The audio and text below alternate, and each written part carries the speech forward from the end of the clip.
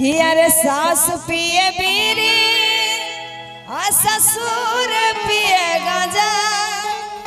तब से भक्ति हो रहा था तो आप लोग का मन नहीं लग रहा था ना। चलिए अंतिम में 2-4 हो जाए भोजपुरी के। आप लोग भर रात तरस गए भोजपुरी सुनने के लिए। कि अरे सास पिए बीड़ी ससुर पिए गांजा।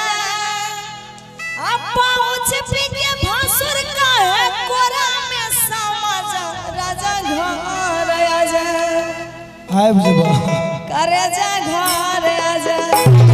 जावे छिया कि देवरा मारल चाहे देवरा मारल चाहे माजा राजा आप तो एंजॉय करा। देवरा मारल चाहे माजा राजा घर आजा। सास पिए बीड़ी ससुर पिए गांजा। सास पिए बीड़ी ससुर पिए गांजा। पाउच पी के भासुर का है कोरा में समाजा। राजा घर आजा करे जा घर आजा। देवरा मारल चाहे देवरा मारल चाहे माजा राजा घर आजा। देवरा मारल चाहे माजा राजा घर आजा।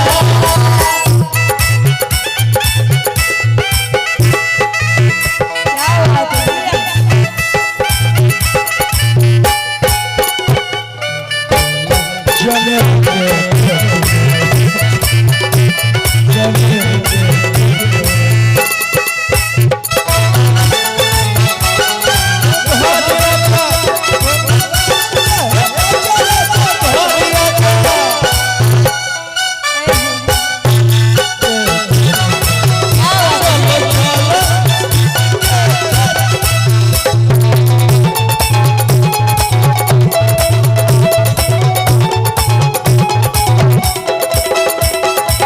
और कह दिया का हमारा से होगी नहीं रात दिन के कटने। अच्छा। चल देना ये बात दे हवानी छटने।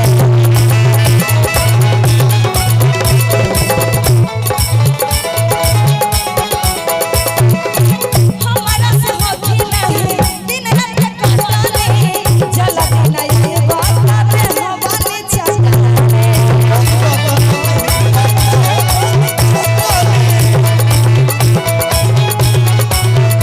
एक मिनट और कहती है कि जल्दी में ये बता देह वाली चटनी। कैसे कहीं नहीं हर जाके कैसे कहीं नहीं हर जाके काटा तानी साजा। राजा घर आजा परे जा घर आजा सैया घर आजा। का हो देवरा मारा चाहे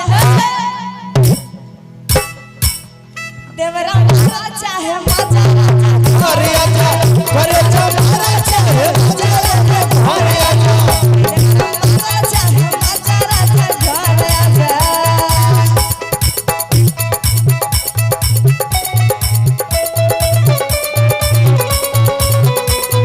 क्या बात है जी? वाह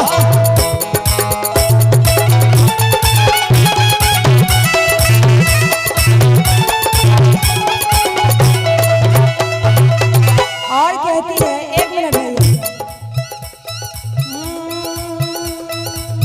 कहियो बिगड़ जाए हमरो ये मन हो जाके हम चर लगब सुसे सुपो।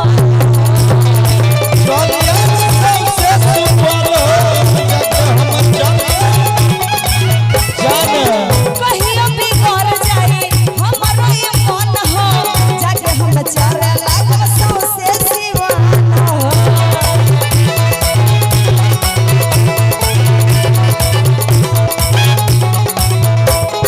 तब तो हरदम खल के रखब घर के तारा बाजा। राजा घर आजा हाय बो राजा घर आजा आवे छियो। सैया घर आजा। अरे देवा हो कि देवरा मारल चाहे देवरा मारल चाहे माजा राजा घर आजा। देवरा मारल चाहे माजा राजा घर आजा। जगुना सास पिए बीड़ी ससुर पिए गांजा। सास पिए बीड़ी ससुर पिए गांजा।